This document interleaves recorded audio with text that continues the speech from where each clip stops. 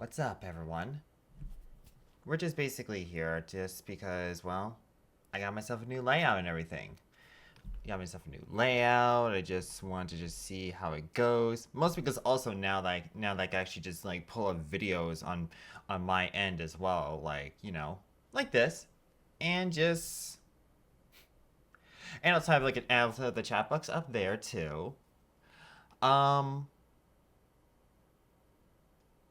Shoot, I actually don't know what else to say. I mean, this is actually kind of interesting because mostly because like I'm not really cramped into one thing. I have to like pull up like a whole video aside essentially, and I'm just a little static right now about it.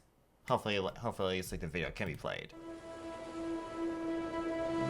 As the world turns and the rising sun strengthens, ice that once covered the glacial waters begins to break apart.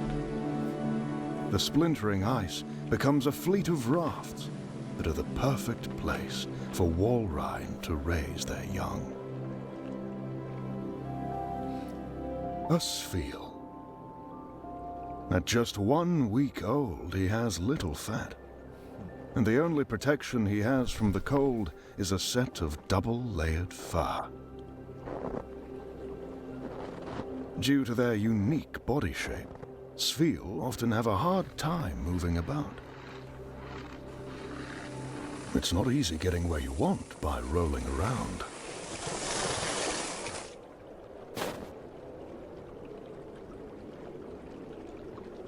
Mum should be around here somewhere. Like all toddlers, this Sfeel knows exactly how to get his mother's attention.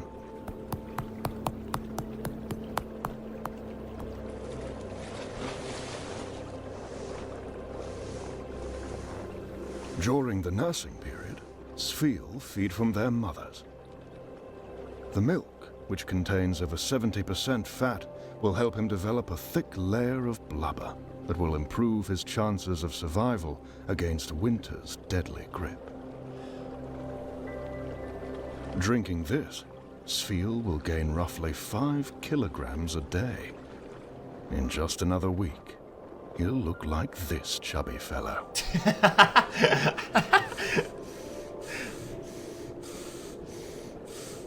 These two brothers are eager to explore on their own. However, their curiosity often lands them in trouble.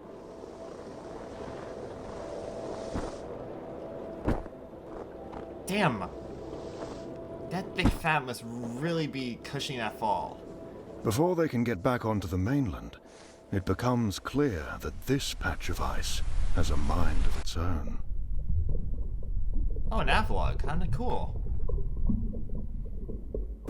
These siblings are still too young to swim, and this newfound isolation can prove to be very dangerous. Are they on an Avalog and the Bergamites are just there? A blizzard quickly approaches. Without the protection of their mother, it won't be long before the storm claims its first victims.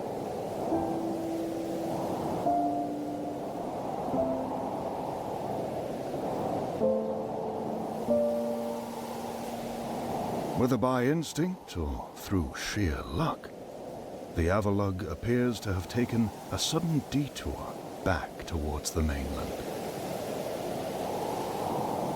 It will be a long time before the Sfeel are ready to brave the storm without their mother. I love the... Not all wild Sfeel can be as fortunate. Nearly 50% of all pups will not survive to adulthood. Damn.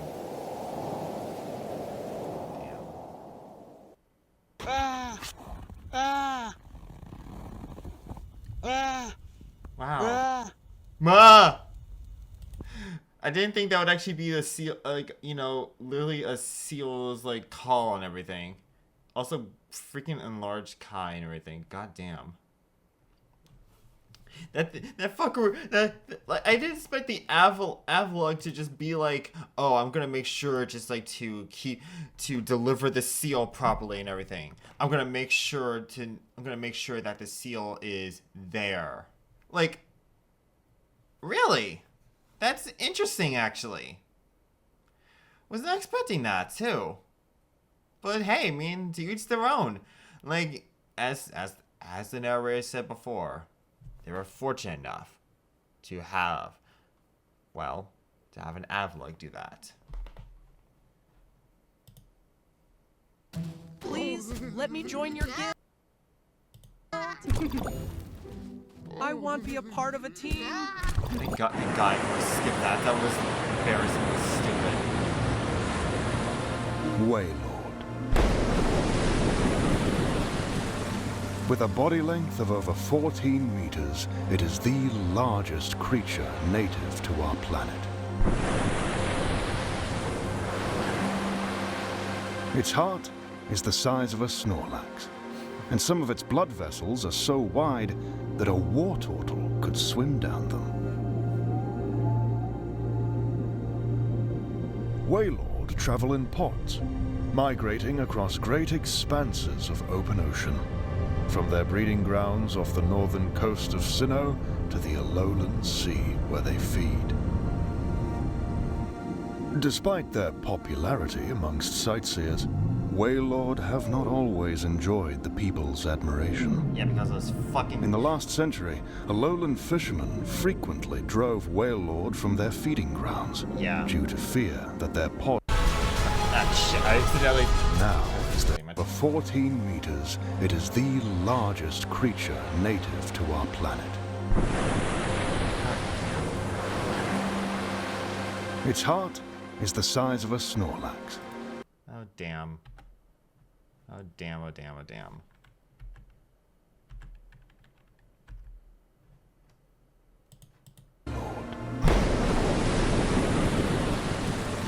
With a body length of over 14 meters, it is the largest creature native to our planet.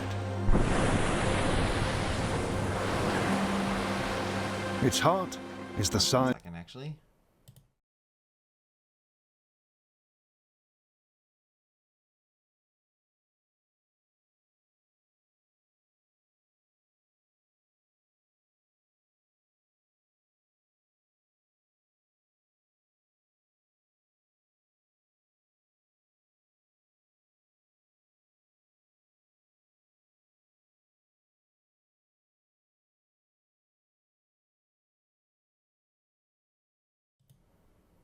Oh, shit, my bad.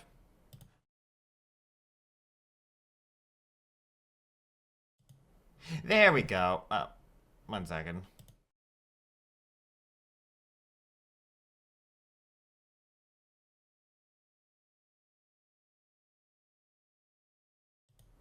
There we go. That was a little embarrassing. Size of a Snorlax, and some of its blood vessels are so wide that a war turtle could swim down them. Waylord travel in pods, migrating across great expanses of open ocean, from their breeding grounds off the northern coast of Sinnoh to the Alolan Sea where they feed. Despite their popularity amongst sightseers, Waylord have not always enjoyed the people's admiration. In the last century, Alolan fishermen frequently drove Waylord from their feeding grounds due to fear that their pods would eat too many of the area's fish. What? Huh. Some desperate fishermen even organized large-scale hunting expeditions, which drove Waylord to near extinction. Okay, that's actually relatively interesting. I mean, because, well, in terms of the, I mean, I don't know too much about whaling and everything, but the fact that like this is just to help the population of fish and everything so that they don't become more extinct. So it's like, what does that mean? Like they're making sure just like to keep the Magikarps, Ramaraids, or or Finneons, I guess, like in like population's still large or something, even though basically asshole trainers are just gonna be catching those bitches. Like, I mean, I understand like what it's getting at, but I just find it a little funny too. Like, just to think about it. But a focused anti-hunting campaign at the turn of the century finally led to the protection of Waylord in their ancestral habitats. Since then, their population has been steadily recovering. I would also like to thank a little bit of something called the Ether Paradise. Enough said.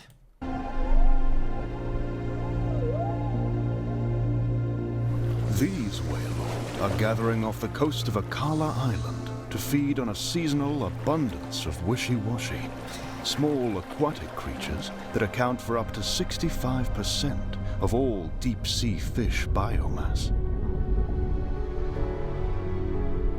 Capable of diving to depths of up to 3,000 meters, Waylord use their massive bodies to guide schools of wishy-washy towards the water's surface.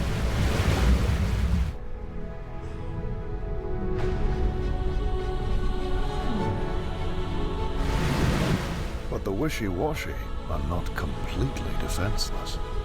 The sheer scale of the fishbowl daunts most predators. And combined with their glowing eyes, they send SOS signals, which can be seen almost 40 kilometers away. Now they must wait for whatever comes.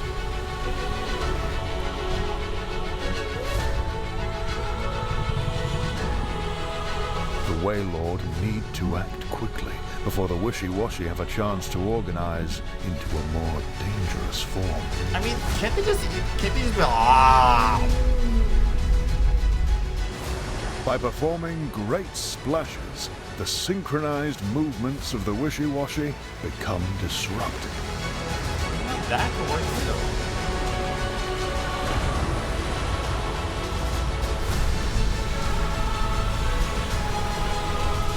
Now is their chance.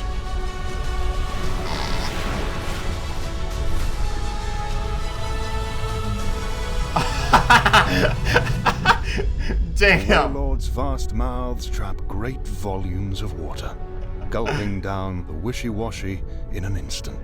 Holy shit. This particular female has failed to eat her fill. Oh. Soon, her body will be so light that it will become less dense than the air surrounding her. As a result, she will begin to float.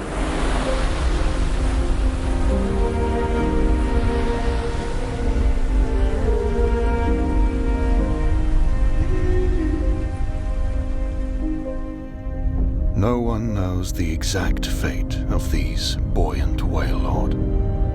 Once a common occurrence, protected sanctuaries near Akala Island have reduced this sight dramatically.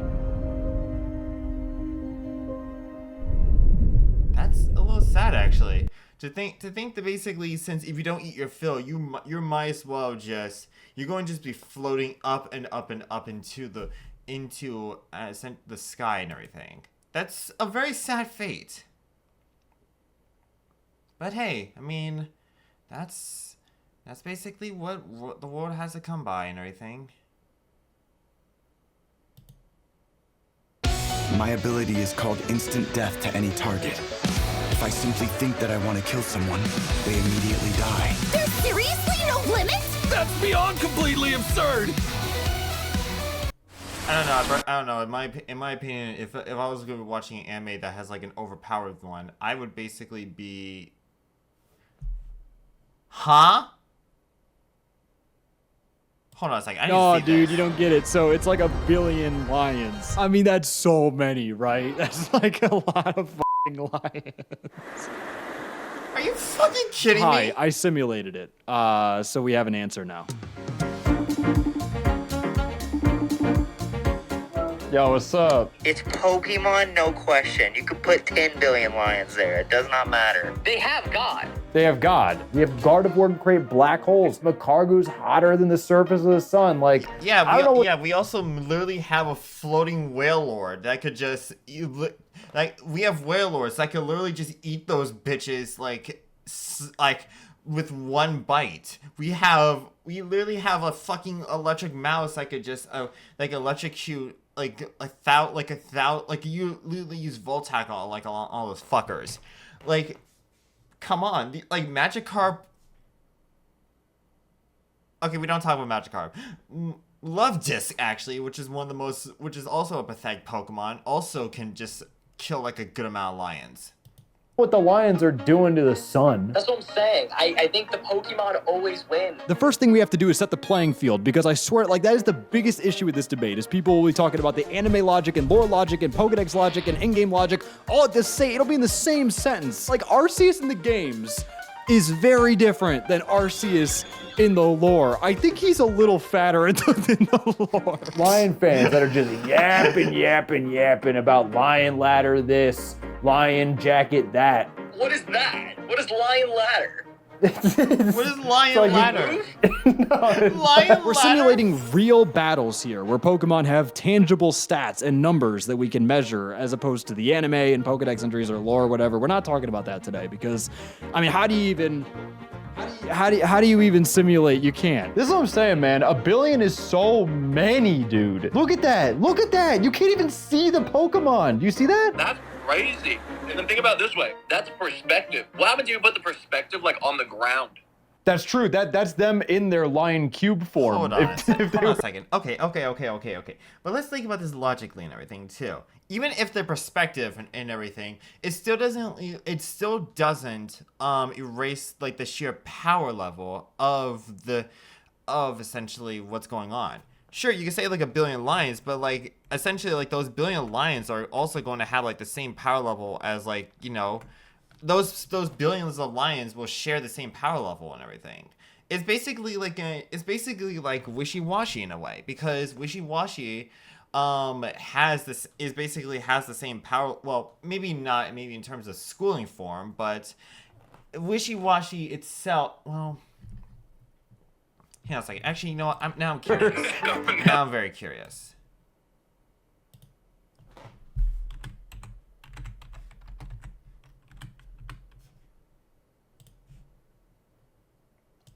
Okay, so let's see. Wishy-washy is very small. People from the lower region seem to view as a terrifying Pokemon. Once in any danger, Wishy-washy's glistening eyes catch the light and shine out, saying, I saw a signal to its allies. So, okay, so, yep, it doesn't involve, I'm gonna try and read its ability. Schooling. So, schooling would change Wishy-washy. Hang on a second, let me just, like... where the hell...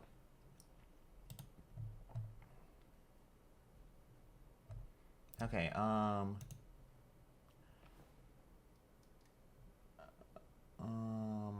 okay. Schooling will change wishy-washy. Would change wishy-washy's school form. If its health is reduced by, if its health is above 25%, and wishy-washy is at least level 20. If health below, wishy-washy would change back into solo form. So wait a minute. Does schooling even change any of its stats? Schooling can be removed with, okay, mummy. Okay. When it has a lot of health, it will change into a powerful school. Stop schooling when it, okay, so... Here's my problem, though. Like, okay, okay. Okay, I guess let's compare it. Let's compare schooling wishy-washy into regular wishy-washy. So, let's see. So we have regular wishy-washy, which is 45 health, HP, 20 attack, 20 defense, 25, 20 base, 45. Wow, that's pretty good speed. So let's see about schooling though. So it's literally the same one. Hang on a second. There's no way that like. I'd like to know. I'd say wishy-washy is decent. With tree support is insane.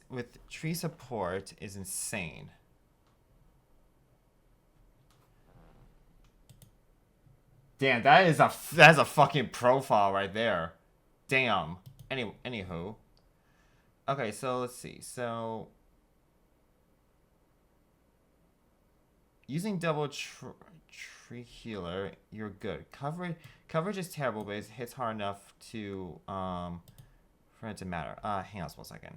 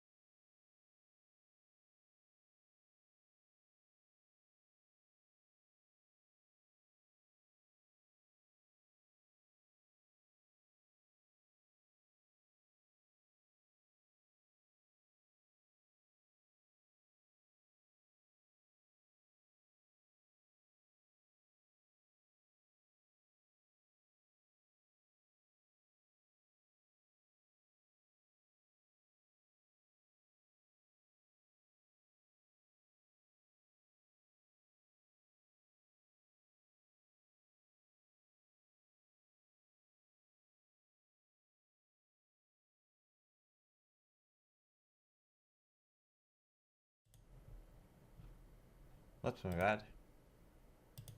Okay, let's see. Let's look at this a little bit too. Let's look about this. Okay, so Wishy-Washy is decent. With tree support, it's insane. Using it in doubles with a tree healer and you're good. Coverage is terrible, but it hits hard enough for it not to matter much. I use this set in doubles. So I suppose Wishy-Washy is fine. Okay, I tried using Assault Vest and up and down results. A very strong Pokemon school form. Okay. I gotta, let's see.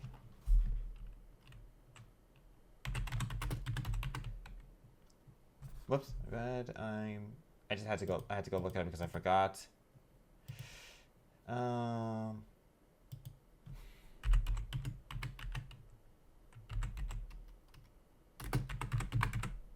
Stats increase.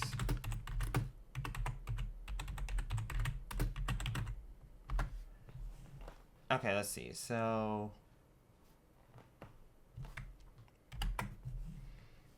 okay, this is okay.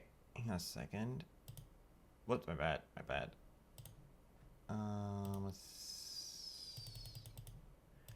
Okay, so its ability activates.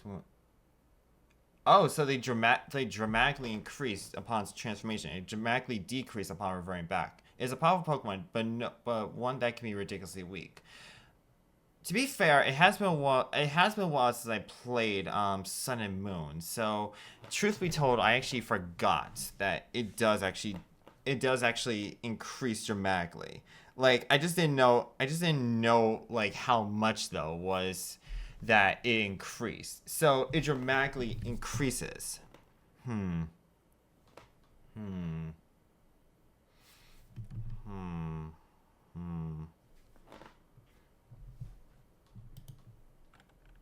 Interesting. Interesting indeed. Truth be told, I understand that it was a little bit of a hard hitter. I probably just didn't expect it to be. I probably wouldn't be expecting it to be that much of a hard hitter though.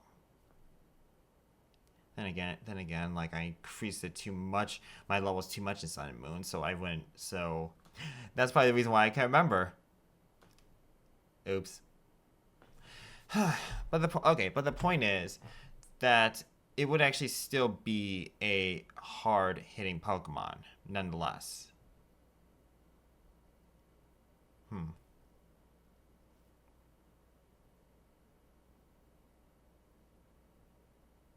Okay.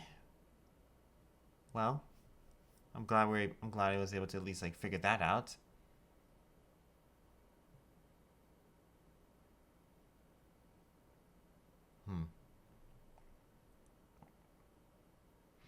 Okay, so let's see. No,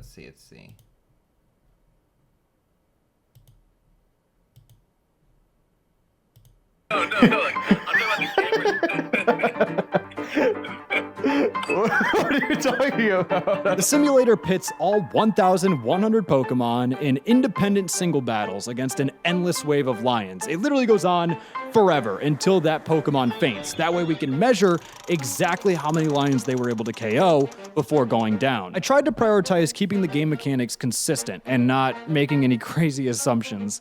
Like in this way, it's like the Pokemon are just randomly encountering infinite lions until they pass out, as opposed to if I tried to have them all on the field at once in like some sort of extended triple battle, like 1,000 v billion, like it just, like how do moves even work? Like who could target who? Like it would have been a nightmare. Seeing if you're pre-approved will never I swear, I just hurt your credit score. With Capital One pre-approval, you can safely and easily.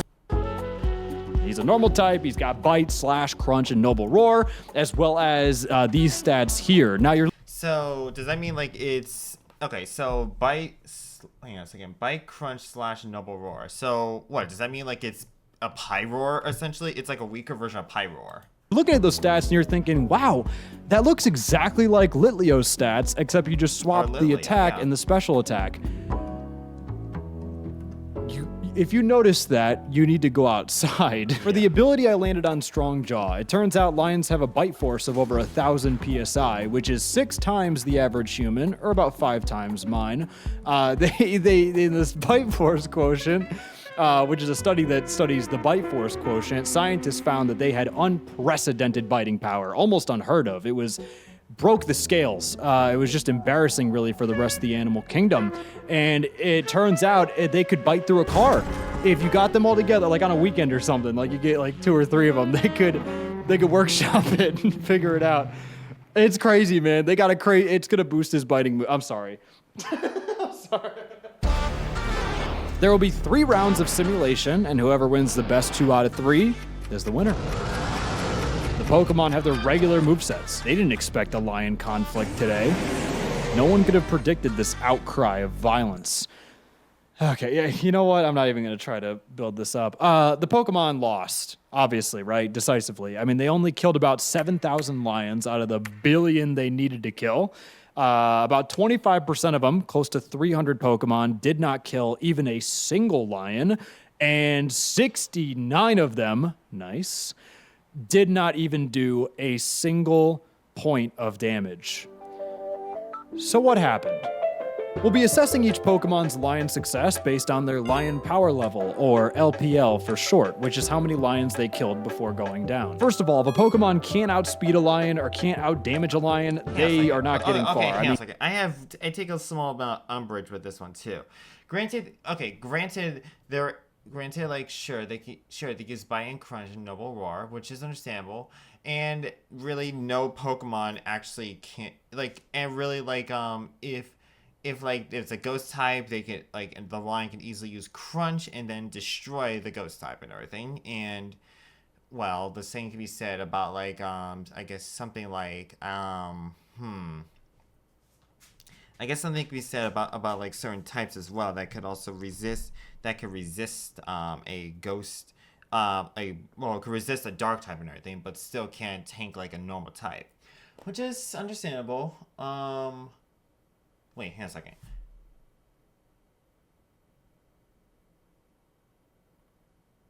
Okay, so bite. Oh, okay. Slash as well. Okay, slash as well, because that is actually it can do a lot of damage as well.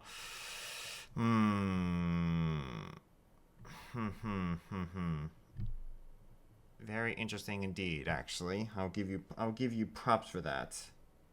I shall give you props for that.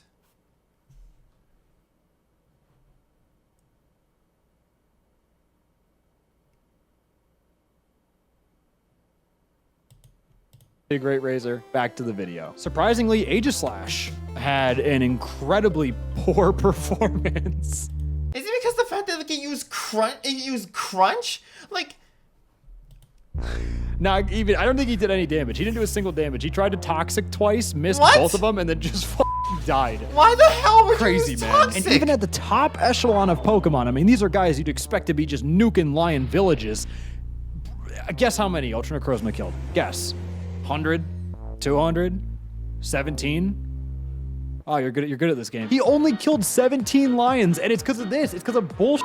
In a battle of longevity, anything that's not a guaranteed KO is a guaranteed loss. Issue number 3. Movesets. A Pokemon like Machamp, you'd expect to take the... Sorry, I was going to say... Am I going to say it? I'll say it. You'd expect him to take the lions to pound down. Shouldn't have said it.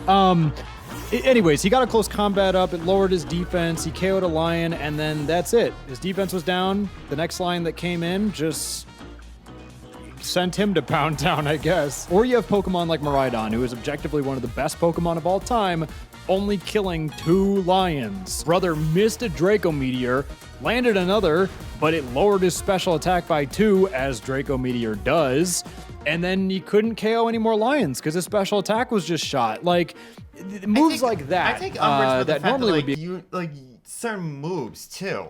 Like, I don't. Okay, maybe this is like predetermined or anything. But if you were to give if you were to give a Pokemon, like, I guess in terms of like a long spanning battle, like fucking Draco Meteor, like Jesus Christ, I don't know what to say, man. I don't know what to say. I think by that point you're just like kind of fucked. Be extremely good in like a normal competitive battling scene, just suck in a battle of stamina, because this is not a Pokemon battle. This is a long, tedious war. I stand before you today in these troubling times to incite hope and encourage those who stand with Gurfy, a hero. You see, Gurfy does not believe in the cyclical nature of war. He encourages those to stand against it and provide support and empathy to those in need. In doing so, Okay, here, let me replay back that move set, because it was actually really ridiculous. So thinking, wow, that looks okay, so he's it's a normal type, its he's got moveset bite, is slash, literally crunch, and just noble roar. slash, crunch, bite, noble roar, and it has like and this right here are basically its base stats. I mean, basically what the presentation is like it sets like every Pokemon to level 50 and everything. So that, of course this ninja wouldn't even do anything. Of course the ninja wouldn't do much good. That bitch basically is like literally just, oh, I have 1 health and I must try. Like, what are we talking about here? Of course the ninja would just be like, like, how do I do things? It's actually just, the lion. Okay, but the lions only had normal. But when you okay, hang on a second. How the heck? He's a normal type. He's got bite, slash, crunch, and these itself are kind of normal type. Are basically kind of normal moves. Like, okay, slash itself. Okay, but crunch and bite. Yeah, sure, those are dark type moves and everything. But personally, if you think, but here's the thing. If you were to put like a lion, if it has like only dark and normal type moves against something like, I don't know, like if you were to put it against like a rock or a steel type combined with like a fairy, a defensive fairy would actually be able to clean up a lot of things. Klefki is actually a good example. Klefki being the fact that like it's surprisingly like a strong, like it's kind of a tank Pokemon, but also being having the advantage of being also a fairy as well. Like that alone actually has like a lot of girth. Exactly. Steel and fairy double resistance to dark. Going to just put that right there. There we go. But yeah, like steel and fairy double resistance to dark, yes. But then again, and also not to mention it has like and resist normal too. Yes, that is exactly right. And meanwhile, noble roar. Well, let's look up noble roar. Oh shit. Okay, let's see. Noble roar is from what I can remember. It lowers the so noble roar lowers the target's attack and special attack by 1 stage. So basically, the lion's thing is basically like basically just like to attack and then utilize like a more efficient intimidate by using noble roar.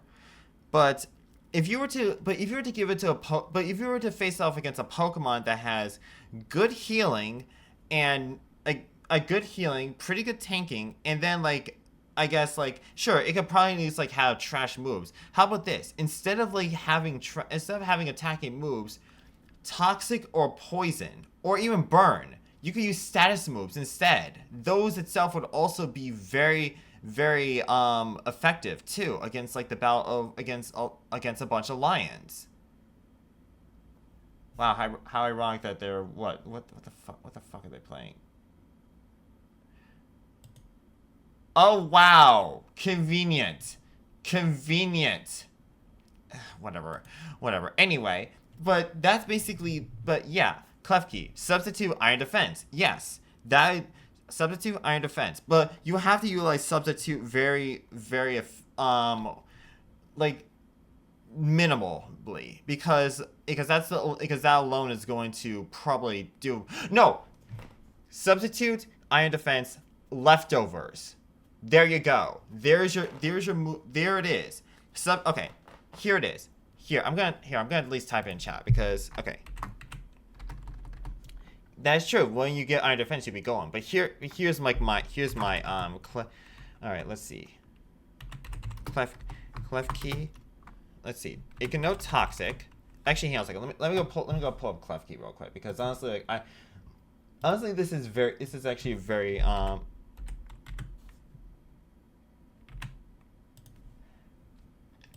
okay, this is actually a very interesting sort of debate now. Okay, so let's see. So, okay, Prankster increases priority of stat moves +1. That means the slower Pokemon with Prankster can use a status move before an opponent uses a regular move. So if we gave so let's see, if we gave like Klefki Prankster, that would itself would actually be pretty good. But let's see, Magician steals a held item. Okay.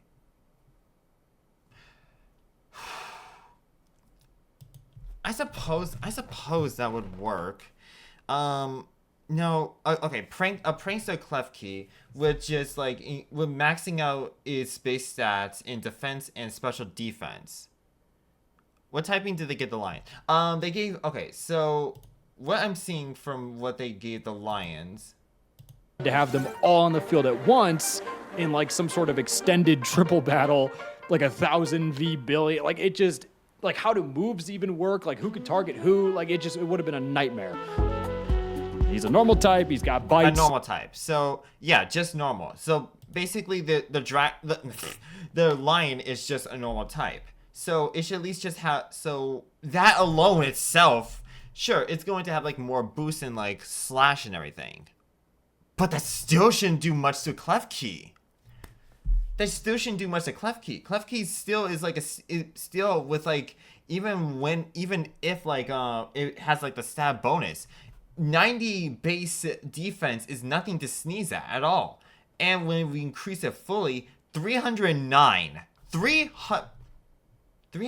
is absolutely nothing at all, just like to be sneezing at one bit.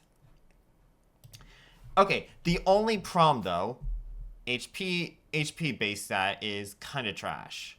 HP is kind of trash. So we'll have to. So basically, the one thing you will have to do in order to make it a very efficient killing machine against lions are to have increase like defense, increase the HP. Give it. Let's see. Okay. So it can learn recycle, which is good. So I'm going to at least have.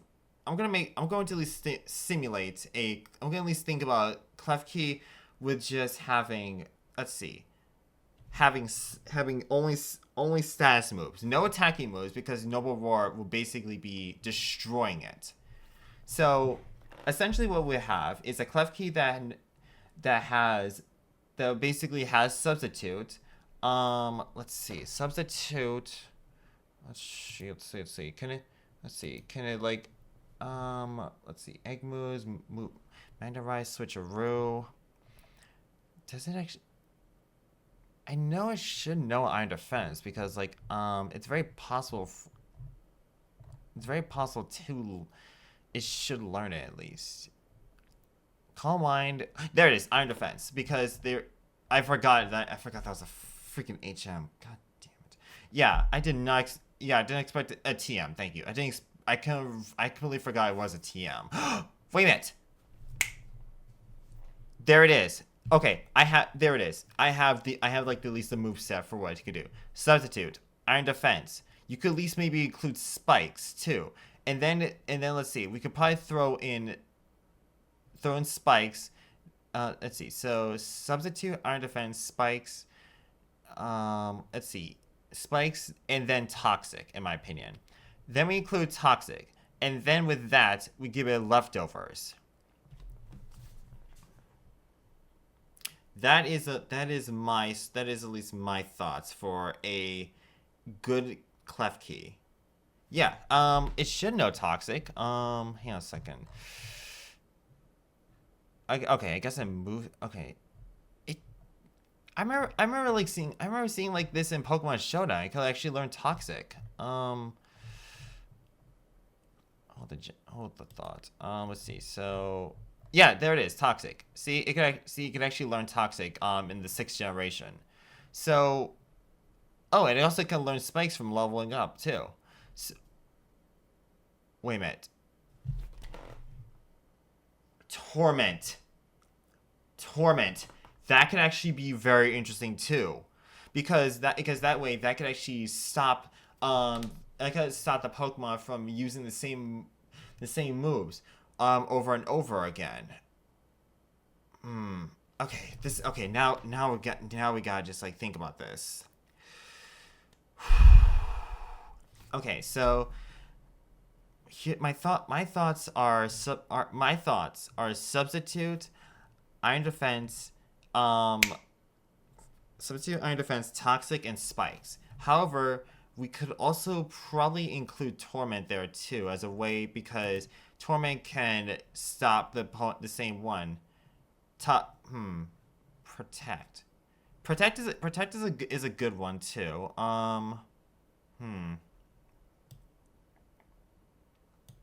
There we go. Okay, there we go. So that way I can see it more. Okay, so protect is actually good too. But oh, wait a minute. Oh, god damn it. That way, so it could actually be able to stop getting attacked by, like, I don't know, let's say a slash here and there. No point including any regular damage move. That's my thought. That's why, like, I'm not including any damaging moves too. So basically, yeah, like if we have literally just like full status moves and everything, then we'll have actually a line killing set of keys basically. I don't know about Thunder Wave exactly, because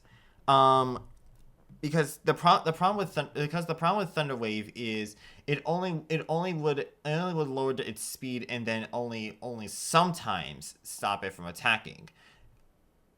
Yeah, also accuracy is 90%. Plus we're actually not looking to lowering its speed. We already basically would have it just to stop it from attacking simply by either using protect or substitute. If we lower its speed, then we'll have the very likely chance of wasting more power points, because Klefki already is kind of slow to begin with anyway. Hang on a second.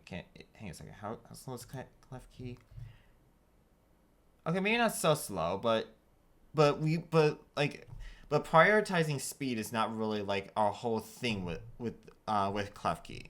Our whole thing with Klefki is basically survival and keeping up with the horde. So in my opinion, I think like the thing is it would only be able to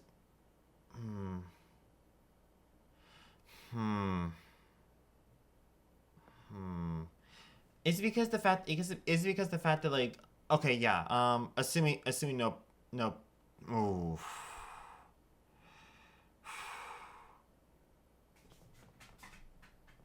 That is fair. And that's assuming every talk a lot of key factors too. And we also got at least like take into account upon like whether or not if the predetermined role for whether it uses slash, bite, or crunch isn't a critical hit too, because that also itself can. God, for the sake of probability, we'll have to say 9 lions. Even if we're going to at least like say so.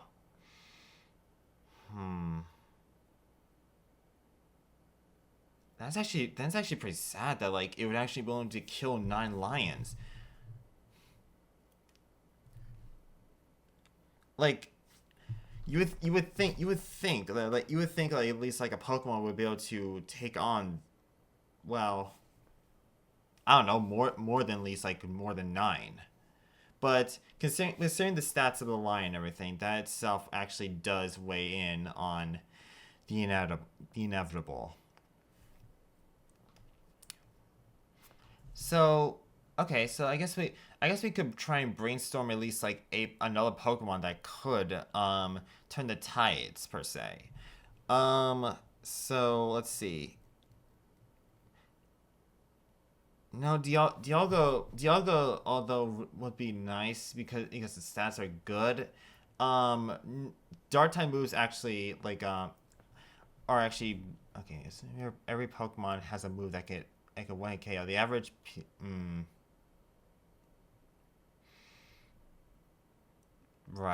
right, and there are really like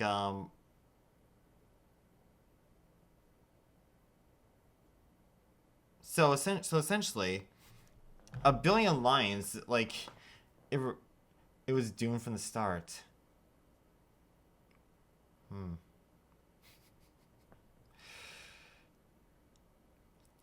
I mean, that's really sad.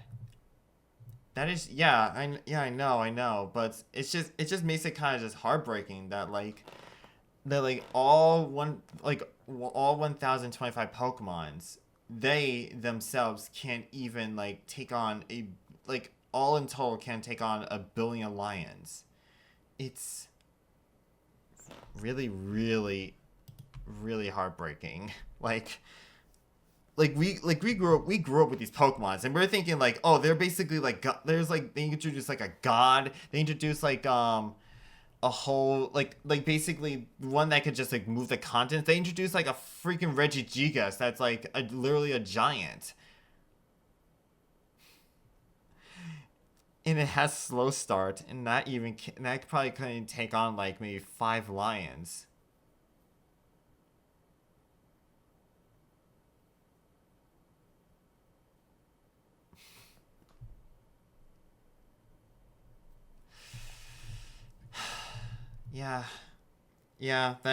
So yeah, it was doomed from the start. They couldn't even take on. So essentially that means in total from all this, not even like 1,000 Pokemon can even take on 50,000 lions. Ouch. Not even like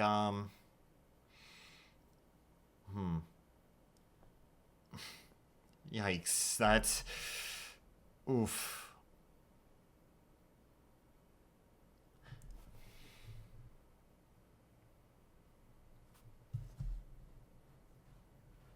I'm just trying to think because hang on a second. What can Mawile do? How many can Mawile do? Because even with like the fact that could Mega Mawile also maybe take on like more than 5 lions?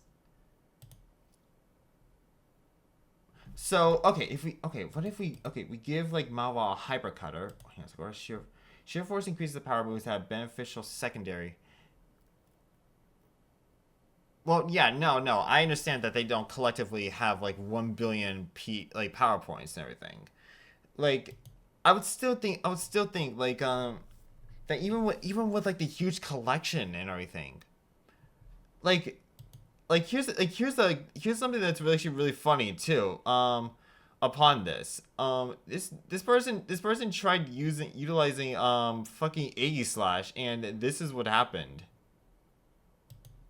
A great razor. Back to the video. Surprisingly, Aegislash had an incredibly poor performance. Literally 0 lions. Aegislash did 0 lions, and this is coming from a Pokemon that's actually like part of the meta too. Like, that's actually really, really, really frightening. A Pokemon that was once considered to be the literal bane of all trainers once before couldn't even take on a single lion. Sure, and you could actually argue the fact that like A/, like when sword form is basically just like jelly essentially.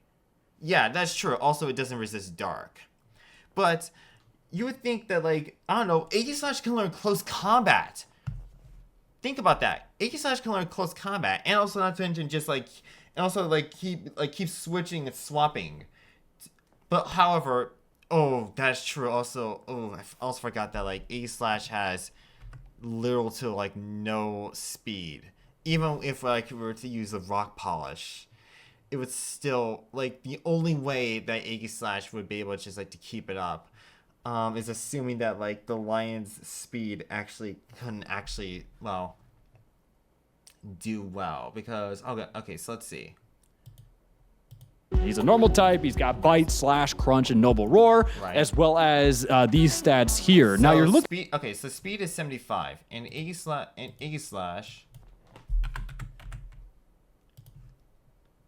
A/ speed is base speed is 60. So even if like so I suppose even though if you were to use like I don't know like something like rock polish, because I'm pretty sure you can learn rock polish.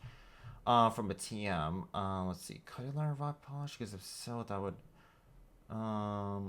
Metal sound, head smash. No, wait, atomizer. Atomizer basically is what I mean. So if it used atomizer and then just kept using and then basically just kept using like its whole close, then. Let me go see if they even do discuss Klefki, because Klefki is probably like one of the more interesting ones. Have you ever tried to visit a website only to have like 90% of it taken up by ads? Pi.org is a web browser extension that lets Only killing 2 lions. Brother missed a Draco meteor, landed sad. another, but it lowered his special attack to special in like a North stamina. That's Tedious. sad, actually. Pulling time. Danny, Port, and life. Gurphy, a fallen soldier, was able to protect the wills of the innocent. Thank you, Gurphy. Why would you do that to Reggie Steel? Eternamax Eternatus is the strongest Pokemon ever made, over 1,000 BST. He's so busted, you literally can't even use him in the games. And he killed a whopping 23 lions. His signature move, Eterna Beam, is really good, but every other turn he has to recharge, which meant that for every lion he KO'd, another lion would come in and just get a free hit. And I mean, to be fair, their attacks were only doing 6%. Like, he's tanking that. Yeah, but over the course of a dozen true. lions, like that does it. But ignore everything I just said. Everything. For the past, I don't know how many minutes. Ignore it all. Because the biggest issue by far is power points. Right. Pokemon as just discussed don't before. have enough moves. Even if every Pokemon power point is 0.03% of the total lion population. So that's the ceiling. And unless Damn. they find a way to break it... Foreshadowing. Listen, I'm like genuinely trying to figure out any way that the Pokemon could win this. Because like, I don't think it's impossible. Like, I don't know. Hang on, I got some ideas. So there's an item in the game called a Lepa Berry that allows you to restore 10 PP. It's possible to indefinitely restore Pokemon's PP in the same battle by consuming a Lepa Berry, restoring this item with the recycle move, and then, or the harvest ability. The harvest ability is really good because yeah, exactly. it'll Yeah, allow sure. That's the why Pokemon I'm that glad they we addressed set up it. with this to automatically get their berry back without them having to take a turn to do it, which means, they could be 100% focused on offense, just kill lion, kill lion, kill lion, kill lion, and then hopefully this sort of Lepa Berry plus harvest system works in the background, so that way they just keep getting attacks, and then that would make the infinite loop that they would need to beat all 1 billion lions. That is true. That is true. I'm actually happy that like the fact that they brought up the Lepa Berry can actually be recycled here and there. But here's the only problem though. Here's the only big problem with this. Klefki could actually still lose because it couldn't actually recover. Sure, you could at least argue that they could probably tank it, but it would still only do so many attacks simply because like it could only tank so much. That's why like I went like, oh, maybe it just like use leftovers, but the problem is the PowerPoint's whole thing is, well, its issue. Yeah, even especially with substitute, because you want to use that minimally. So Klefki was kind of doomed from the start. Very unfortunate. The issue with that logic, Harvest only has a 50% chance to work unless it's in harsh sunlight, then it's guaranteed. Oh man, dude. So that would mean like, I'm really trying to hit a home run for y'all Pokemon like, fucking, like a sunny fans. day. I wouldn't know what that's like because, you know, Lions for life, but really trying to swing this bat for y'all. The issue is we need to set up the sun to guarantee the harvest, to guarantee the Lepaberry, to guarantee the PP. But we can't take turns to set up Sunny Day. Like we can't use Sunny Day because then that would just allow us to take damage, and then eventually the Lions would whittle us down, and then the Pokemon would die. Okay, yeah, if it was a double battle, then like I'm pretty sure it's set up sun automatically is with Drought or Desolate Land. But obviously in this scenario, we only have one Pokemon individually fighting these lions, so there's not really an opportunity for them to support each other. And I think even if they could, unless, you know what, no wait, you know what, I think, hang on, okay, who's the fastest here? I guess Tropius maybe? No, he's slow. Are any of these Pokemon faster? Oh no, wait. I don't think any of them outspeed. Why are all these Pokemon slow as balls? They don't outspeed. None of the Harvest Pokemon will outspeed a lion. Because you have to outspeed. You have to. That is a bare minimum requirement. A lot of the Pokemon that performed well were setup Pokemon that could use, a boosting move to guarantee. Literally Frostmoth. Frostmoth took down 44 A lot of the Pokemon lions. that performed well were setup Pokemon. Frostmoth took down 44, and my boy Torterra here took down 71. My boy Torterra be carrying. I love it when my two favorite Pokemon actually are like the top ones. Okay, so Klefki could tank enough hits to sub defense. Toxic, then Rest. So, but then again, Rest is the issue because like it would still be having okay, so if you were to use like substitute Rest, then Rest, sure that would work probably. So Rest, Toxic, Iron Defense, Recycle. Again, the only issue with this is the fact that not really again, more like the only issue with that is how long will Klefki be resting. So we have to at least like take an assumption because like rest only it basically lasts between 2 to 5 turns essentially. So if we were to go ahead and say that Klefki will be resting for, I guess, if we're really lucky, at the minimum of 2 turns and everything. For as long as Klefki rests, you don't have to worry about. That is true, but you have to worry about the fact that like you have to set up Iron Defense real quickly, just like to max out its defense. I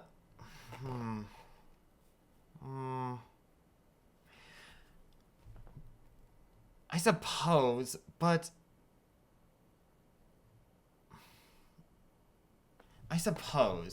But at the same time, like I don't know, like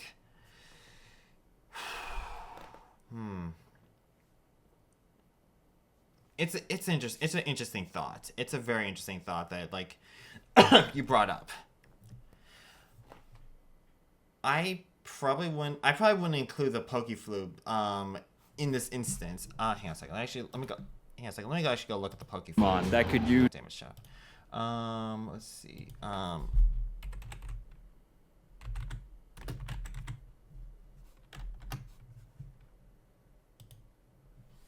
Okay, the Pokeflute.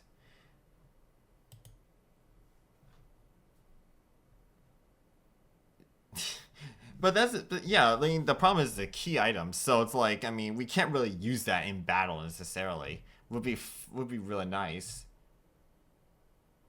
That would be very, very, very nice if it was just like one of those like usable usable items. However, think about this. Like if we're gonna talk about at least like doing like a stamina battle, we're gonna have to like actually utilize no items, only held items from the Pokemon. So that itself is also like a bust.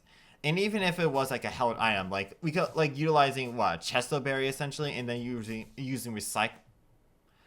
And then utilizing recycle with Chesto Berry and everything, the problem is power points. So that's also like a no-go too. I think like let's see. So if you used to use rest, toxic, iron defense, recycle, have a Lepa Berry, so and then we just gotta at least hope the fact that like it just wakes up on time. It wakes up on time, and like maybe like in terms of like between 2 to 3 turns, while tanking like crunch, bite, and slash.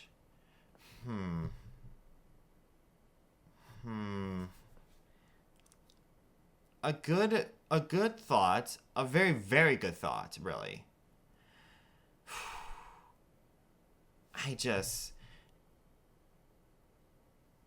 Also having poison damage it. So the ideal strategy would actually be to use toxic, to either use toxic or use toxic or stab iron defense, which is both very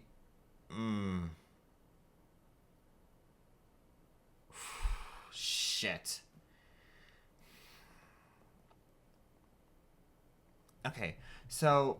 But thankfully its defense could actually still manage like to take on like some hits. So we wouldn't have these like set up just yet. I would say though, the fact that like if we were to then like use toxic. Yeah, I guess we should. I'm just brainstorming too much. A boosting move to guarantee that the rest of their attacks were able to guarantee KO a lion. It feels counterintuitive to have one of the moves be setup, because obviously you can't directly do damage with that, but a lot of the setup moves, like Fillet Away on Veluza, who ranked in the top 8 of Pokemon, gave him the opportunity to KO every single lion with every other move. Same with Pokemon that use Calm Mind or Swords Dance, or especially Bulk Up. Dude, Scraggy went nuts. Brother killed more lions than Koraidon, Dialga, and Rayquaza combined. 30 lions! He was a menace. The combination of Bulk Up boosting his attack and defense, plus Drain Punch allowing him to kill lions while healing himself, plus Rest allowing him to heal himself, and Shed Skin allowing him to wake up early. It's just crazy, man. That's actually an interesting strategy. That's actually a very interesting strategy. And like, I guess with knockoff, like, well, then again, the lions wouldn't be holding anything. So, but still, this is actually an interesting strategy. Bulk up because sure, Noble Roar would actually be lowering its attack, but like you would still the only thing that matters is like at least utilizing Drain Punch to get back into good graces. The only issue is that Scraggy, it's 4 times resistance against Crunch and Bite. But the only problem is the fact that there's Slash. But either way, that's still really something. Really goes to show just how busted, first of all, setup moves are, and second of all, moves that can do multiple things at once. Drain Punch is insane in this format, as well as Power Up Punch being ridiculous. Okay, Frank, that's cool and all, but who killed the most lions? Who has the highest LPL? Well, I would ask y'all to guess, but you literally would never get it right. It was Pharaoh Seed.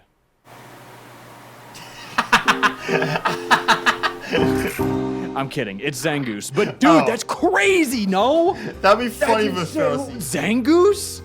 I mean, he's not even a fighting type. Like, at the start of the battle, he was able to set up 3 sword stances, which maxed out his attack. And with the combination of Facade, Night Slash, and Quick Attack, especially Quick Attack, which has 48 PP, some of the highest PP in the game, he was able to guarantee outspeed and guarantee KO 104 lions before running out of attacking moves. Now, what's interesting about this is the perfect example of a Pokemon reaching the MLKP, which is the max lion knockout potential. And I think moving into round 2, the Pokemon really need to reassess, okay, how do we get the most amount of Pokemon to reach the MLKP? The interesting thing about all this is there wasn't a single Pokemon that reached their MLKP with 4 attacking moves. I mean, imagine, right? Imagine we could have a Pokemon that could KO a lion with literally every power point in their arsenal, not having to waste a move slot on a setup move. And then you take that and apply it to all 1,000 Pokemon in the simulation. Like, you could do way more I mean, they could do way more I don't give a fuck.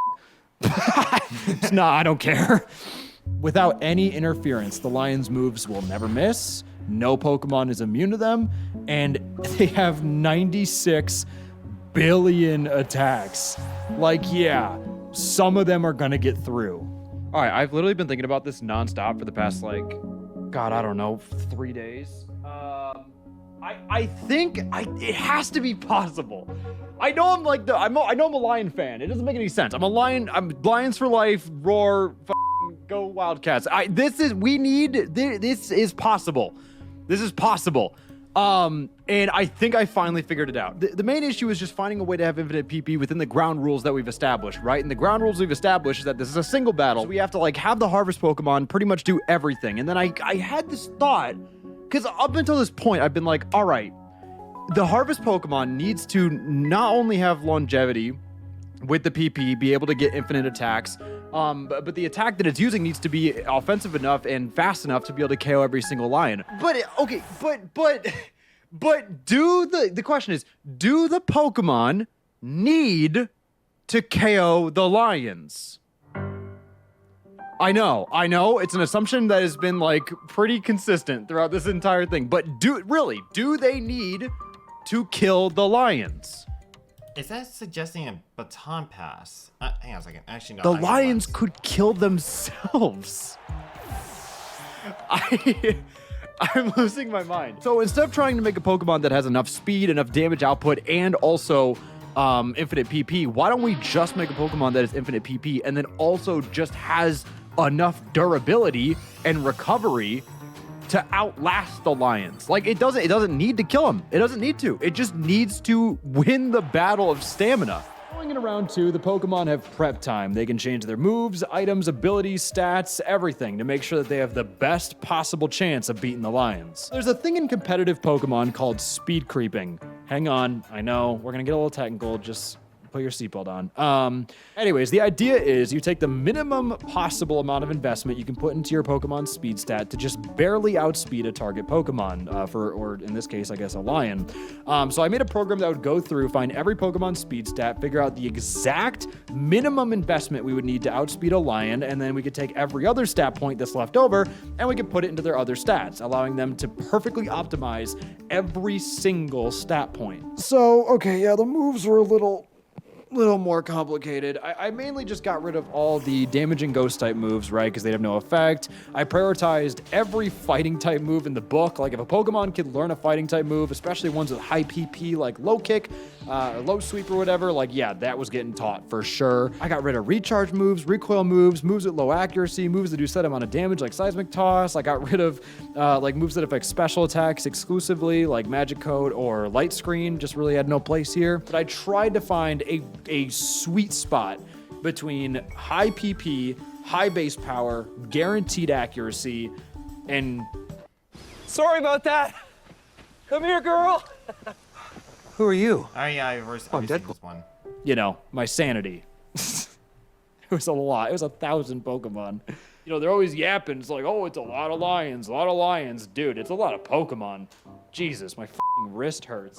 In round 2, the average Pokemon was able to beat over 20 lions, which is a 200% improvement over the 6.5 average from the last round. This time around, only 103 Pokemon failed to kill a lion, meaning 169 extra Pokemon were able to participate just by changing the sets. And only 19 of those Pokemon failed to do damage, which is only 1.7% of the entire Pokemon army. There are about 50 more Pokemon that dealt damage this time, so round of applause. That's great. We love that for them. This was probably to be expected, but over 50% of the top 100 Pokemon were fighting type, and a lot of them had Moxie and Beast Boost and As One, like Pokemon that could boost their attack stat as they went. I mean, it makes sense, right? Like, you know, you get +1, you get +2, and then all of a sudden, I mean, you are just steamrolling, and it doesn't take a turn to get set up. It had the benefit of setting up without the downside of losing PP. It was genius.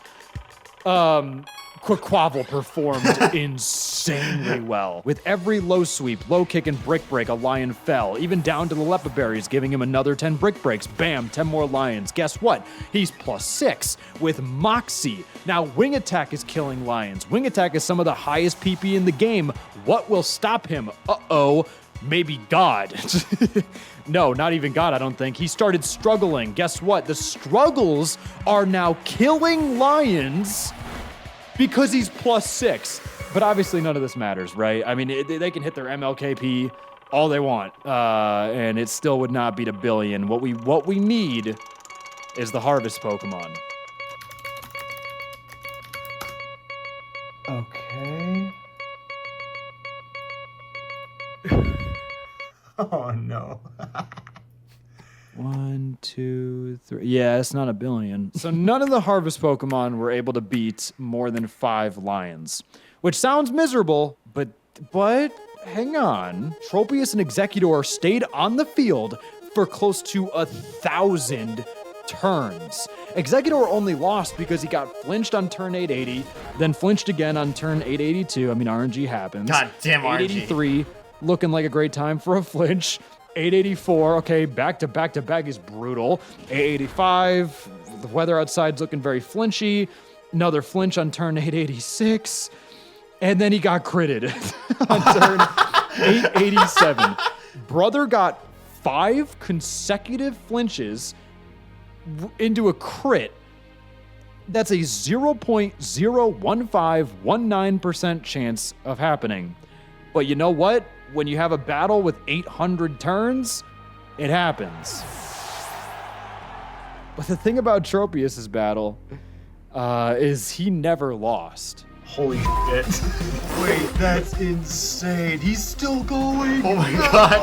It literally broke the sim because the battle was that long. It's insane to think that just one little banana dinosaur could solo a billion lions if given enough time, resources, and a ton of luck. But it's possible. It's possible. And you know what? That's good enough for me. Literally Tropius? The fucking banana flying motherfucker in the Hoenn region could actually be able to go toe-to-toe with 1 billion lions if set up properly. Are you freaking kidding me? It basically doesn't even care about damaging. It just cares about literally just being there. Klefki, he didn't even like put up Klefki, and literally Tropius, the one that can basically just basically gets like normal damage from Crunch, Bite, and fucking Slash. All bets are off at this point right now then. Tropius.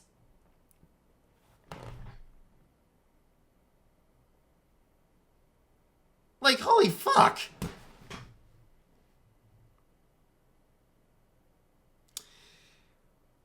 Wow.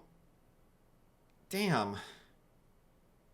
Tropius is better. Think about this. Tropius is better than God. Literally, like, it's funny to get make sure they like. Hey, wait a minute. I love the part where he said the.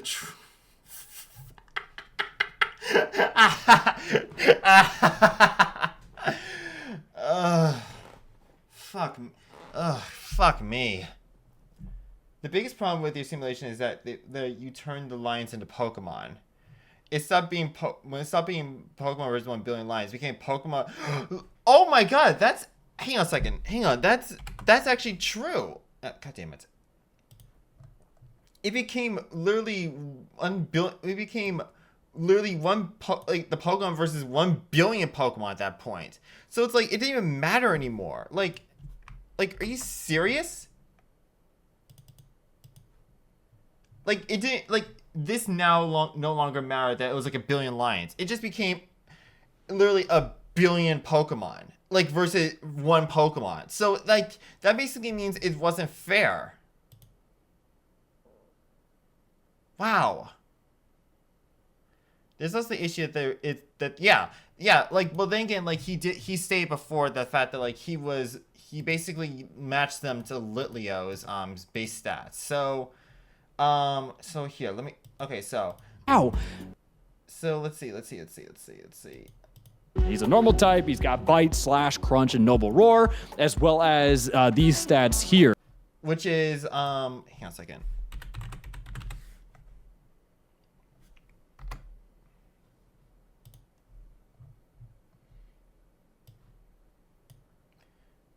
Yeah, which is literally the same as, well, okay, special attack is not really the same, but other than that, it's okay. Hang on a second. Okay, base attack is not really that. Is it basic? Is it like? No, wait a minute. Even a lion is like has more base stats than a Pyroar. What the hell? So yeah, like if you can even call it that, yeah, it's basically 1 billion. It's basically 1 billion lions versus it's basically all Pokemon versus 1 billion Litleos, or even, and which is even surprising, the fact that like a lion is literally has like more base power than a fucking Pyroar. Look at that. It had 68 versus the lion, which is 73. Like,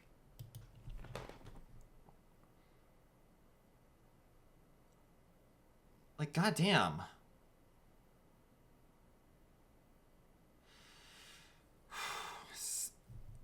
Yeah, I mean, hey, at least hey, like, I guess, like, in like technical terms and everything, it means like it wasn't a fair fight at all for like any of the Pokemon, because it's basically a survival against 1 billion Litleos. So, fuck. I mean, I don't know what to say. Like, not even like an Arceus can just like take on like 1 billion Litleos.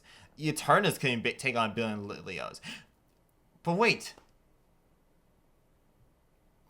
But Tropius, that literally has like, if we were to move like the fire aspect of a Litleo and then just on any fire moves, Tropius is the only motherfucker that could actually take on, I guess, 1 billion Litleos. Or I guess if you build Klefki correctly. And I'm still harping on the fact that Klefki could still possibly do it. But even then, with Tropius, the fact that like there was many advantages with Tropius, like it's actually kind of not no brainer that it could win. Like, wow. But hey, we fucking did it, gang. We fucking solved it.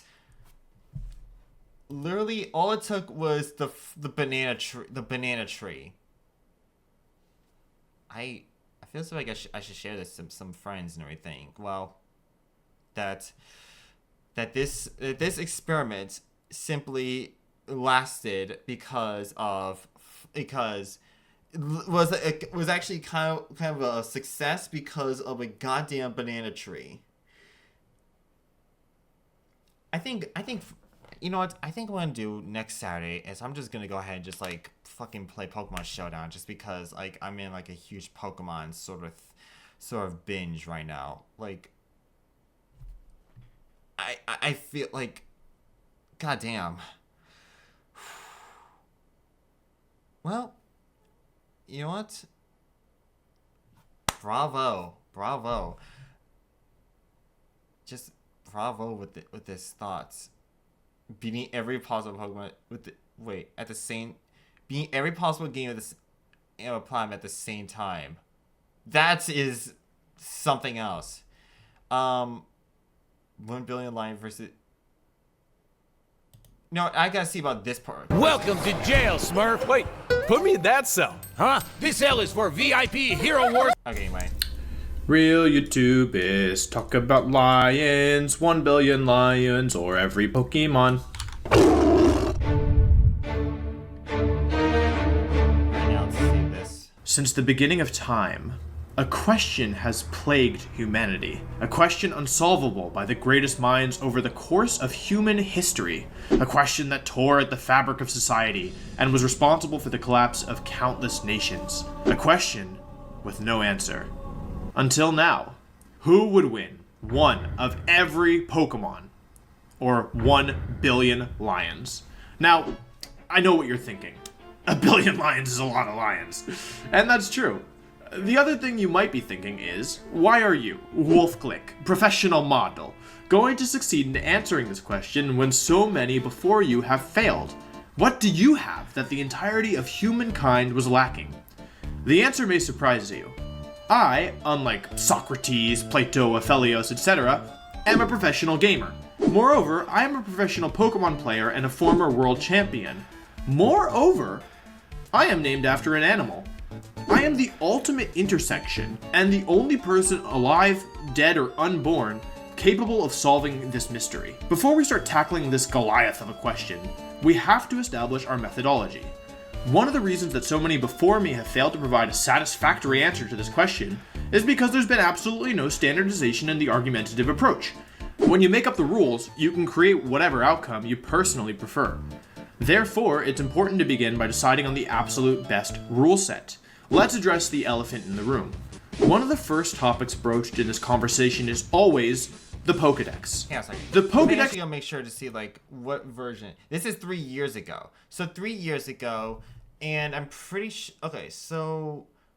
Was Pokemon... Hang on a second. When was Pokemon Scarlet and Violet even, like, there? Pokemon Scarlet and Violet were released... 2000. So this one is actually outdated because these are because this one probably didn't count for Pokemon Scarlet and Violet. So I guess this doesn't even count. I'm gonna still watch it. Makes some fantastical claims to keep it light. Macargo is hotter than the surface of the sun. Gardevoir can create small black holes. Yveltal absorbs all life when it dies. Magikarp is a fish. I could go on. Now, the issue with using the Pokedex as a basis for your argument is that the Pokedex is absolutely bullshit. I don't think a single person arguing for the side of the Pokemon honestly believes in the accuracy of the claims made by the Dex. In fact, in order for something like the aforementioned Macargo to actually be a true claim, our entire understanding of the Pokemon universe would end up being so fundamentally flawed that we wouldn't be able to proceed anyway. Therefore, no Pokédex. Additionally, we won't be using the anime. I don't think I need to tell you that the anime is an unrealistic representation of Pokemon. My primary gripe with the anime is that it doesn't follow any consistent rules and is absolutely unbelievable in a general case. The lions will not have the option of aiming for the horn. Now, onto the lions. Once again, 1 billion lions is a lot of lions, dude. In fact, it's a lot of lions. The current estimated global lion population is roughly 20,000 lions. Now, comparing that number to 1 billion lions, which, may I remind you, is a lot of lions, it's practically zero. That's a difference of 999,980,000 lions. In other words, to claim that we currently have 1 billion lions on Earth is about as fantastical as claiming we currently have real-life Pokemon on Earth. So, what do we do? Well, I think the answer is relatively clear. We can't use Earth as a battleground. We can't make hypothetical arguments about time travel, black holes, or a cocoon that absorbs all life. And, unfortunately, we can't aim for the horn. What we're left with and what we have to turn to is the only place we can look for cold, hard facts. The actual video game of Pokemon itself. To me, using the video game as a medium is the only logical option remaining to us. There are not only one of every Pokemon in the games, but there are even Pokemon that resemble lions. Moreover, every creature in the game has mathematical values that we can observe and analyze, and even do calculations with thanks to the damage formula. We encounter our next roadblock here. It should be obvious that we can model real-life lions as Pokemon, making predictions on their base stats, typing, and move pool. However, we do not have a 1 billion lions versus one of every Pokemon game mode. In my opinion, that's a pretty big oversight. Game Freak, fix your terrible game. Is this the end of the road? Objection! Thankfully, thanks to Generation 6, the answer is no. But let me explain. Normally, most people playing through Pokemon participate primarily in single battles, one Pokemon versus one Pokemon at a time. Most people are also aware that there are some variations in battles. The later games introduce other modes such as double battles, triple battles, rotation battles, multi-battles, and, exclusive to Generation 6, there was a unique battle mode introduced called Horde Battles. Horde Battles differ from the other modes listed in a few key aspects. The way Horde Battles work is they feature your one Pokemon against 5 wild Pokemon. Unlike many of the other game modes, they are only accessible playing against the computer. You can't battle other people in this format. For that reason, they're often overlooked as they were mostly useful only for EV training in Generation 6. Why do we care about Horde Battles? Well, they answer a question that otherwise would have prevented us from advancing. A little known mechanic in Pokemon has to do with spread moves. A spread move only exists in game modes where there's more than one Pokemon that can be hit with a move, such as double and triple battles. Spread moves aren't any different from normal moves for singles players or people who only play through the main story. They function exactly like every other move. However, in a double battle, these moves change a bit. Moves like Earthquake and Surf hit multiple Pokemon on the field. In order to balance this, the game developers put a hidden mechanic in. Any move that targets multiple Pokemon will be at 75% of its original power. For example, Earthquake, which is a 100 base power move in a normal single battle, is only 75 power in a double battle. Why is this relevant? Well, what happens when there's more than 2 Pokemon? Does every successive potential target cause another 75% reduction in power? And this is where Horde Battles come in. In a Horde Battle, a spread move has a 75% reduction in power. This is also the case in triple battles. This answers our question, and we are finally able to proceed. Regardless of the number of targets, all spread moves have a reduction of 75% of their original power, as long as the number of targets is greater than 1. Spread moves have one additional fun little trait, which we've already touched on, but to make it explicitly clear, a spread move will hit all available targets, without limit. In a double battle, it will hit 2. In a triple battle, it will hit 3, and in a horde battle, it will hit 5. With this, we can infer that if there were a billion targets, the spread move would still hit all of them. We're ready to begin. For this experiment, we'll model each individual lion as a normal type Pyroar, which is the most lion-like Pokemon. Okay, I think so instead of Litleo, now it's Pyroar. it's pretty obvious that this is quite generous to the lions, but I think it's fair to round up, so to speak, since we're estimating here anyway. Now, let's talk about the Pokemon. Whenever the lions versus Pokemon debate comes up, everyone always talks about how 1 billion lions is a lot of lions. Nobody ever talks about what you could do if you had one of every Pokemon on the field at the same time. I'm here to change that. For this next section, I enlisted my good friend and Pokemon researcher DeWobblefett's help to do some of the calculations. With one of every Pokemon available to us, the most optimal strategy is going to be to take one Pokemon with one powerful spread move and beef it up with as much support as possible. This also makes the calculations easier as we're modeling all lions as normal type Pyroar. For this strategy, the best candidate is Kyogre. It has access to one of the strongest spread moves in the game, which is Water Spout, a 150 base power water move, and since it's a legendary Pokemon, it has rather exceptional stats as well. So we have our damage dealer. Let's look at the support. The strongest support move that is also widely distributed is called Helping Hand. Helping Hand always moves first, and provides a 1.5 times power boost to whichever Pokemon it targets. This means that we'll have a 1.5 to the X multiplier for our Kyogre. And how many Pokemon learn Helping Hand?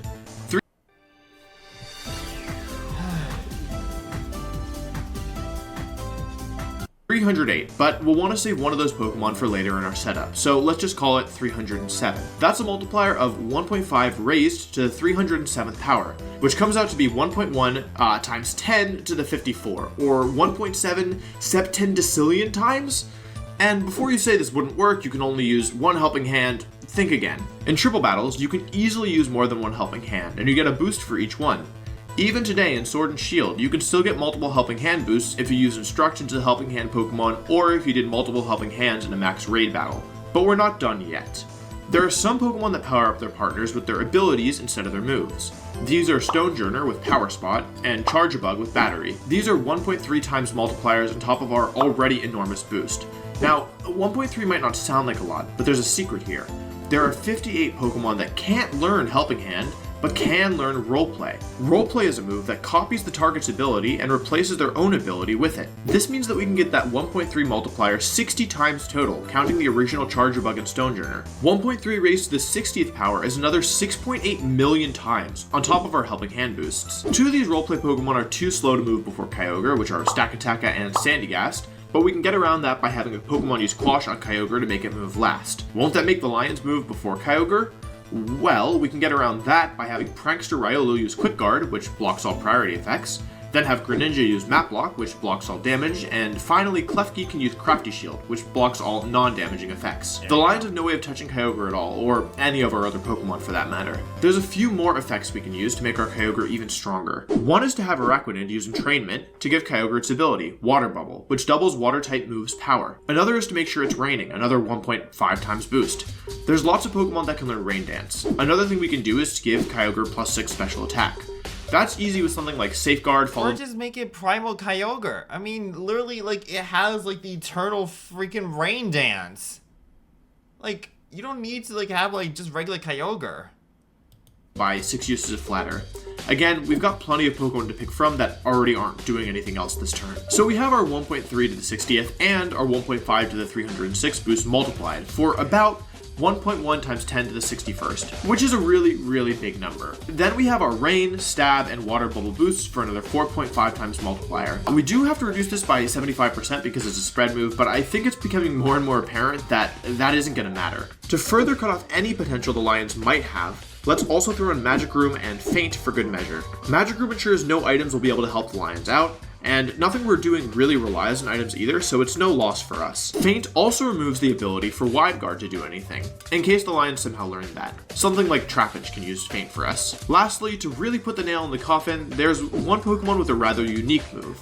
This move is called Instruct, and it tells the target, remember that move you just used? Yeah, do that again. This move is unique to Oranguru, but the Pokemon Smeargle can also learn it since it learns every move.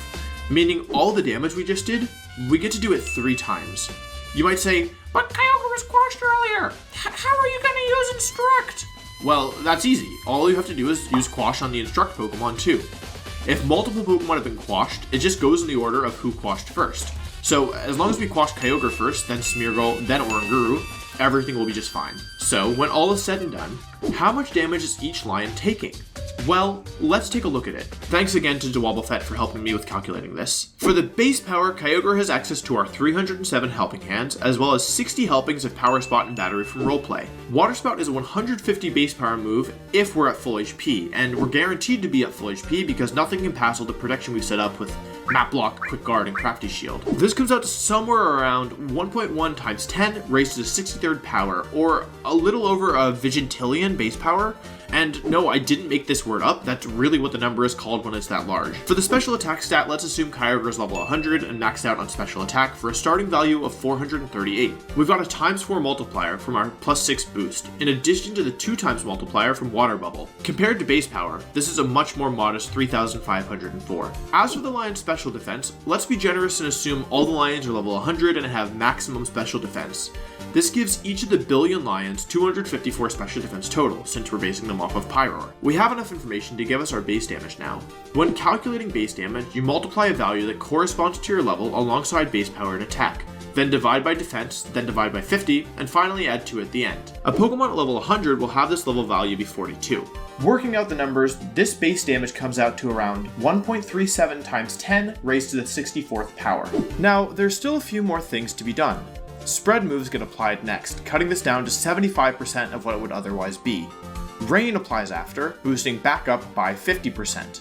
Finally, there's the random damage roll. Let's assume all of the billion Lions are lucky and take the minimum damage possible from Water Spout.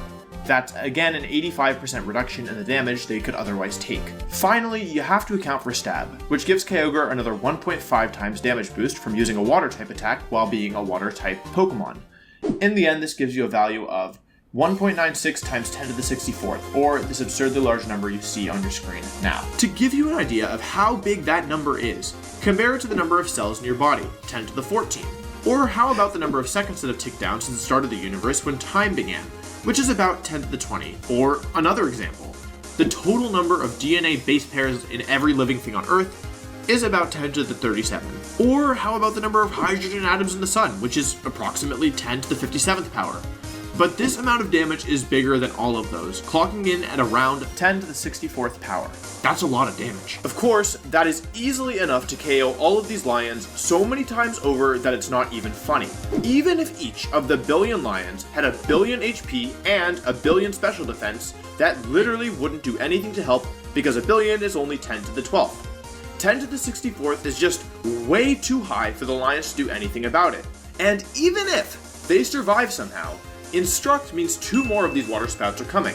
There's just no way out for the lions. Now, all of this setup also only requires us to use 395 Pokemon, which isn't even half of all of the available Pokemon.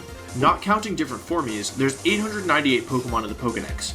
Heck, almost anything can do this because spread moves, when combined with 307 helping hands, make any spread move enough to KO all of the 1 billion lions.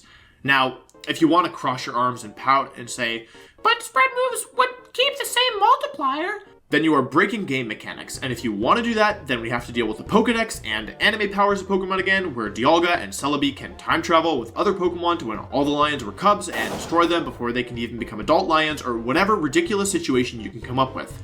So, in conclusion, who would win between one of every Pokemon or a billion lions? I think it's pretty clear that it's going to be the Pokemon. When you look at it in the context of the mechanics of the actual games, there's just no way to get around the insane power of spread moves and sheer number of Pokemon that learn Helping Hand. Now, before we wrap up here, I do want to debunk some common arguments.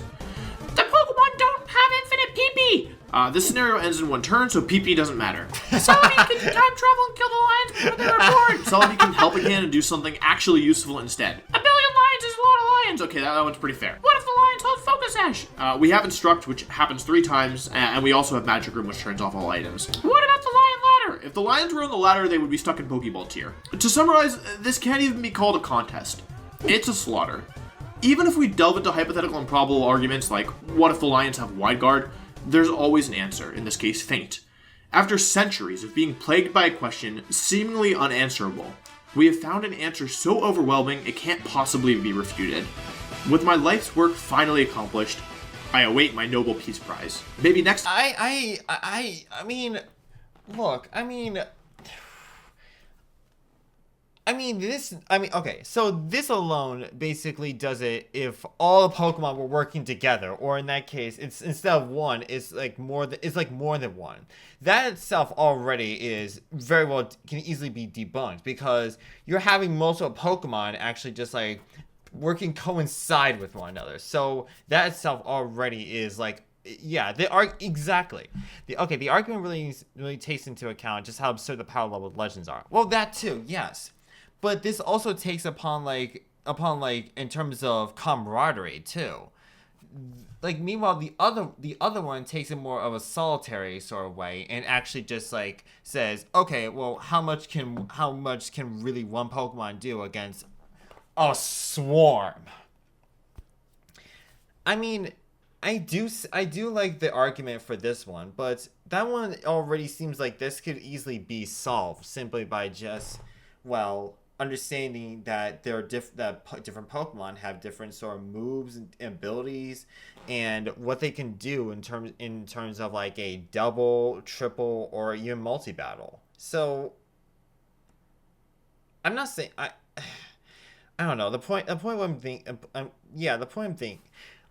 getting at is that no contest. Like when you think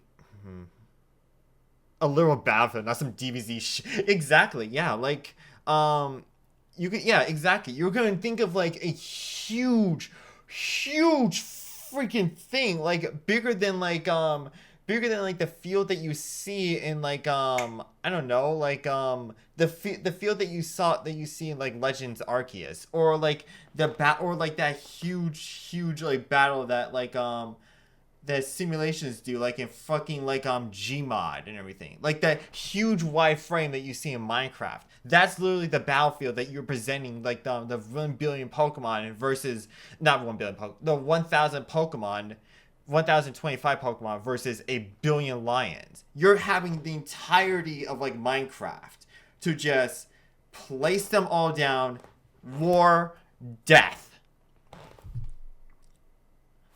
Like the thought of That is true, actually, too. That's also true. Like, you wouldn't actually expect to see, you wouldn't expect, like, think about this. You wouldn't expect a Vigoroth, one of, like, the most, like, basically a literal just ball of energy. Literally in this Pokedex saying, well, if we actually care about the Pokedex, basically saying, like, okay, well, Vigoroth's energy is so uncontained, it can't stop moving. If it doesn't stop moving, it either feels like something's wrong with it, or it basically dies. So you can't expect to have like a Vigoroth just like not do anything against while waiting for a Magikarp to like do its whole turn. It's unrealistic. But I guess in terms of like the scene of like the like one Pokemon versus a billion lions argument, you could actually like say that like it's gonna be like 1 billion train. It's gonna be like 1,025 trainers with one Pokemon versus the swarm of lions. So it's basically just like place one trainer down, all these lions. That's basically, I guess, like what the other race is basically talking about. So in conclusion, the Pokemon win basically. Like even when like on the other one, which is actually a really good simulation, like a Pokemon won essentially. So it's basically answered. Like, goddamn. Like, goddamn. Well, you know what? Fucking simulations, dog. Just fucking hell.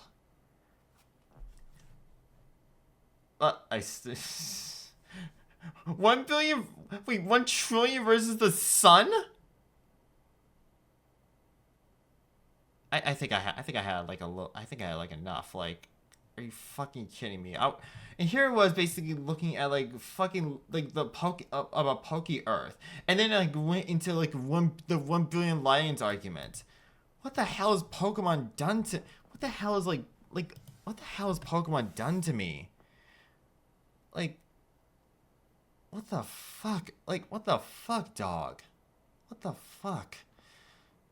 I think I'm gonna end the stream before like I go insane with this.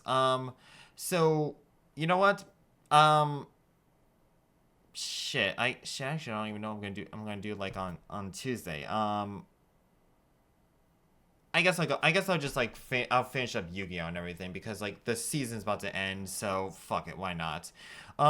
Yeah. Please don't try this at home. Don't do these calculations. Have a good night and stay awesome. Stay awesome and everything. See you until I guess fucking hell.